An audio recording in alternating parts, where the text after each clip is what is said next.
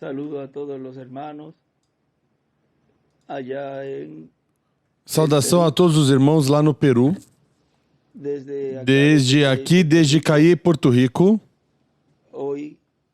Hoje, Sexta-feira, 19 de abril deste ano 2024.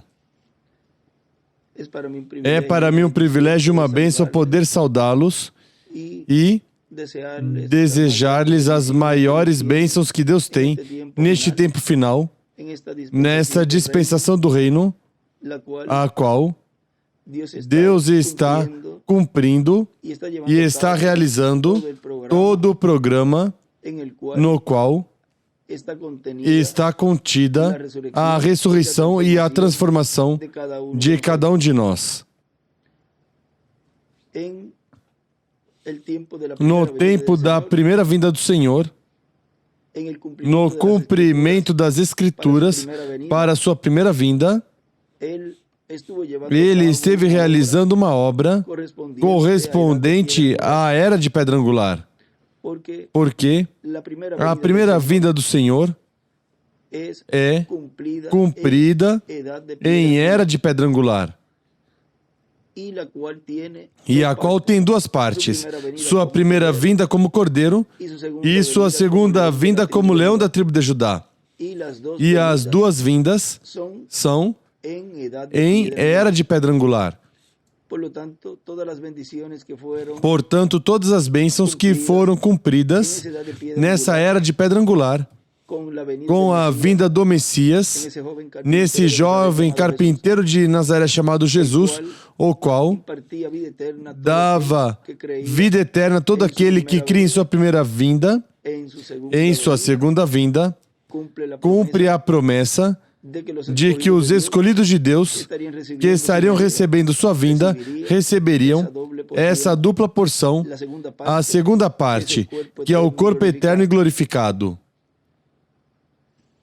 E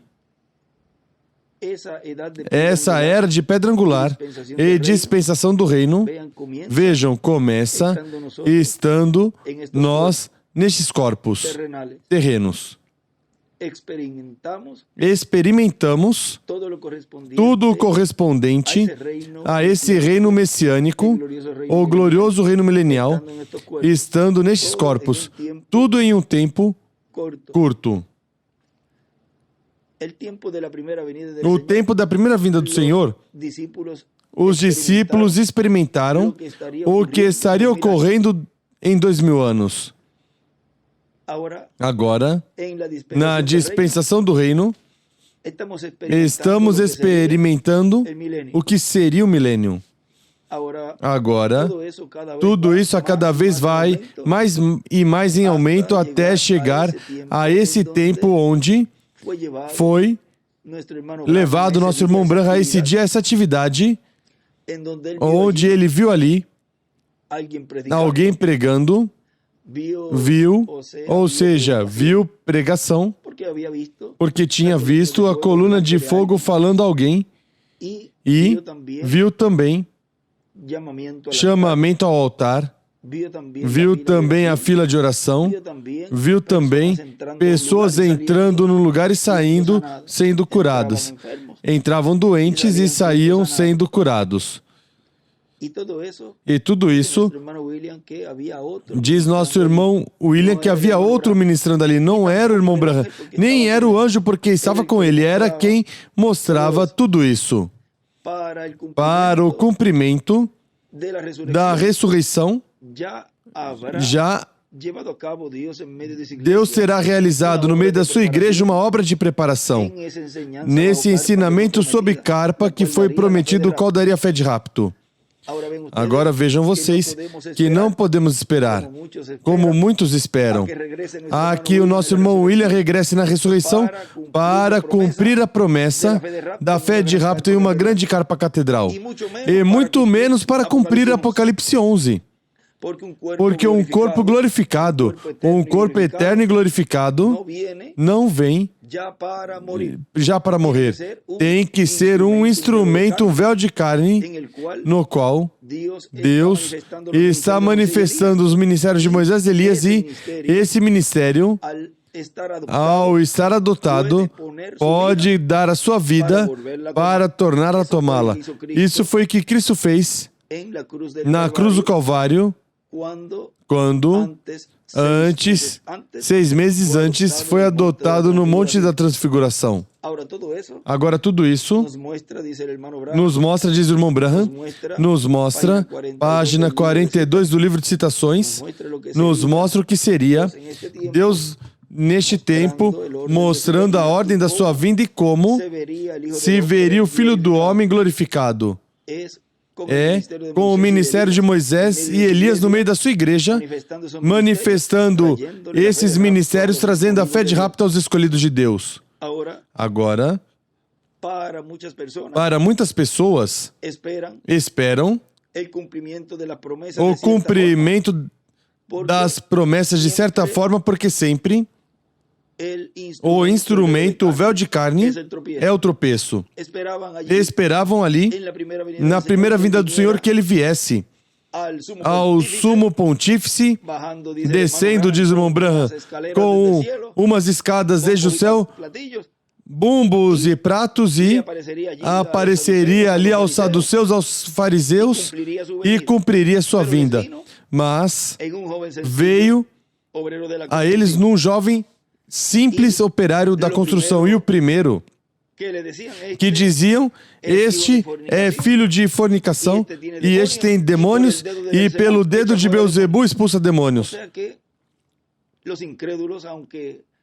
Ou seja, que os incrédulos, mesmo que vejam Deus operando no meio do seu instrumento, no meio do seu povo, sempre o vão chamar de um louco, de que tem demônios, e se pegam por aí para justificar sua incredulidade. Assim aconteceu com Jesus. Não esperavam que o cumprimento da vinda do Senhor no meio do povo hebreu fosse dessa maneira. E isso é exatamente, disse o irmão Branham, porque seria paralelo em tudo. O que está ocorrendo nesse tempo final, Deus cumprindo sua promessa, sua palavra, a qual foi prometida que no meio da igreja, Deus estaria ministrando no meio da sua igreja, a coluna de fogo operando os ministérios de Moisés, de Jesus e de Elias, ou Jesus, Moisés e Elias, no meio da sua igreja, trazendo essa fé de rapto. Agora, como é que Deus estaria realizando, cumprindo essa promessa com a mesma e da mesma forma que Ele fez em todos os tempos, por meio de um instrumento? Porque quando ele diz, se não vigiam, lhes passará despercebido. Se ressuscita o irmão William e está conosco em um corpo glorificado, a quem vai passar despercebido isso? Ninguém. Ele vai regressar num corpo eterno e glorificado. Claro que sim, na ressurreição. Mas, antes que ocorra a ressurreição, Deus está atuando no meio do seu povo, operando esses ministérios de Apocalipse 11, onde ao final desse ministério, já todos conhecemos o que vai acontecer. Que matarão a esse que tem esses ministérios. E aí, 3 dias e meio, o que vai estar fazendo nesse tempo? Julgando na 6ª dimensão, porque ele disse, ele virá, te julgará, e ele escreve aí Apocalipse 11, ou seja, estão esperando Moisés e Elias para que ele realize ali o juízo para, se saírem bem, então regressarem à terra. Quando o irmão Branham está vendo tudo o que está ocorrendo ali, e diz que depois do anjo e ele descem, já tinha ocorrido o juízo divino lá. Todas essas coisas são as que a noiva já entendeu e compreendeu e já está bastante adiantada em todo esse conhecimento, todo o ensinamento que Deus nos trouxe. Mas vejam vocês, o incrédulo, ou seja, os Judas deste tempo, são os que vão, se retiram e vem depois, porque continuam se acrescentando pessoas, vem depois com essa quantidade de pessoas contra a noiva, que viria a ser o Concílio Mundial de Igrejas, porque são os fofoqueiros, podemos dizer aqui em Porto Rico, não sei lá como se chama no Peru, Fofoqueiros são o que faz fofoca, os fofoqueiros que se colocam a falar porque conhecem da mensagem, conhecem como se move tudo e não, eu não fiz nada, mas vão lá e falam, cochicham lá as coisas que Deus está fazendo, realizando aqui. Esses são Judas modernos, que são os que entregam a palavra neste tempo final e a crucificam. Eu faz pouco tempo disse, falo a Miguel que é Judas e falo que eu sou Judas e outros pastores também, mas vejam, não percebem que são eles os que crucificam o Senhor, que é o verbo, a palavra, ou crucificam pela segunda vez, no campo espiritual. Depois isso vai se tornar ao físico. Mas vejam vocês que isso já foi profetizado que seria dessa maneira.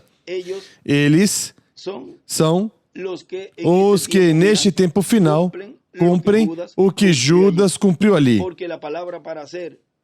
Porque a palavra para ser crucificada tem que estar velada.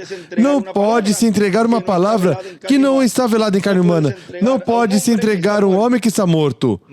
O melhor é entregas um homem porque neles a palavra tem que estar vivo. E aí se cumpre essa parte da ferida que Moisés deu na segunda rocha, onde lhe custou não entrar à terra prometida. Consequentemente, aqui estou com o nosso irmão reverendo Ronald, o qual estou regozijando aqui, está levando essa saudação para todos lá. Consequentemente, isso custou a Moisés não entrar à terra prometida. E custará a todos os que estão entregando, crucificando a palavra. Custará não entrar à terra prometida do novo corpo, para o qual esses anjos ceifeiros é o trabalho que estão realizando de segregar, de colocar o trigo no celeiro e aos outros lançá-los nas trevas, onde será o choro e ranger de dentes. Agora vejam vocês algo. Quando alguém fala do choro, quando a pessoa fala do choro e ranger de dentes, para essas pessoas, porque o mundo, sim, estará sofrendo muito pelos juízos divinos, e eles também mais. Quando se fala do choro e o ranger de dentes, não há coisa mais terrível que você conhecer que estava contra do programa divino, que você perceba que você entregou e crucificou a palavra e tratará de tirar a vida, como Judas fez, mas a morte fugirá deles, diz.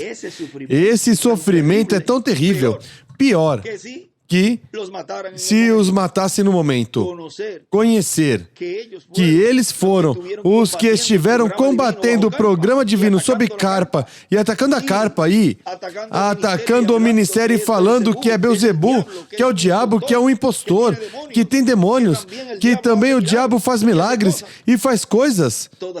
Todas essas coisas. Essas pessoas já cruzaram a linha e não há misericórdia, não há forma de voltar.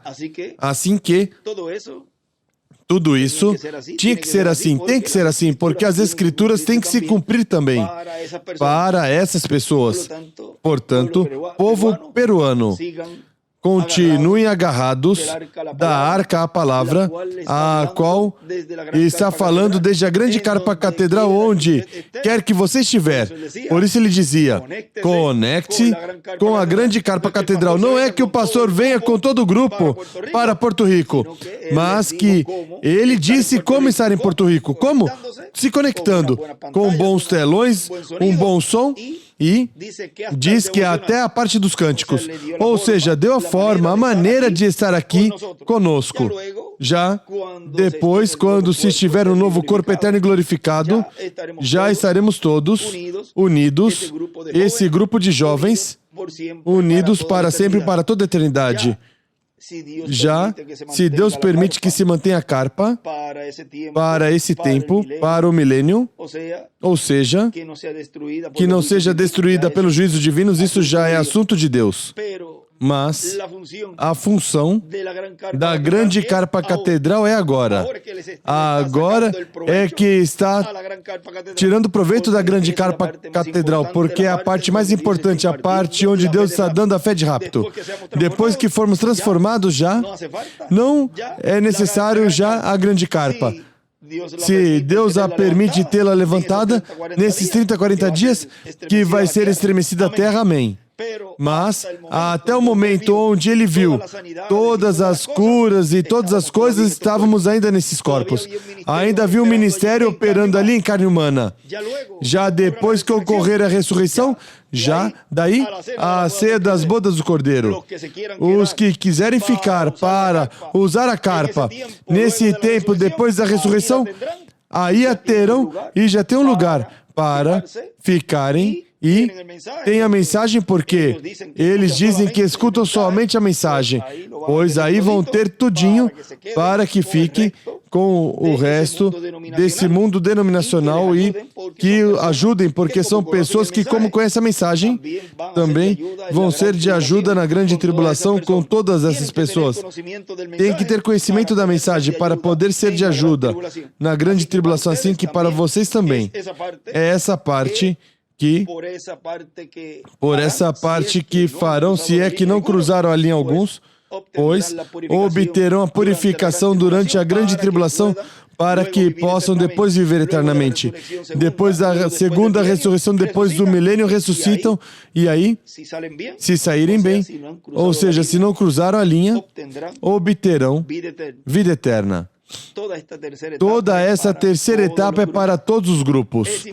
É impactado todos os grupos. Mas o grupo mais importante para Deus é a igreja noiva. São os escolhidos e o povo hebreu.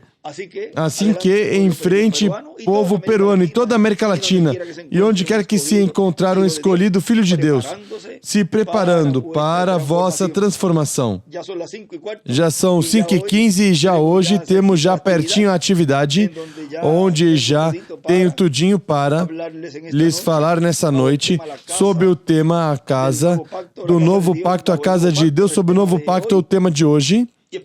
E esperamos grandes bênçãos da parte de Deus. Aqui estou no escritório aqui, no meu escritório, atendendo um momentinho o Ronald Rios, o reverendo Ronald Rios de Lima, Peru, e já estaremos nos preparando para falar, conversar antes da mensagem o que Deus nos tiver para essa ocasião. Que Deus os abençoe e guarde e continue passando um dia feliz, uma tarde feliz, cheia das bênçãos de Deus. Eu estou folheando um livro do Espírito Santo na Rua Azusa, algo assim, e aí o irmão William tem marcadinho onde diz que em um 19 de abril, caiu quinta-feira, foi quando começou esse movimento. Ali o relata. Por acaso podemos colocar essa partezinha desse livro que o irmão William tem, ou seja, aqui, um dia como hoje, ocorreu algo muito importante ali na Rua Azusa. Desde 14 de abril, por aí diz umas datas, mas o irmão William coloca 19 de abril de 1906. Assim que hoje é um dia muito especial. Bom, que Deus abençoe e guarde a todos.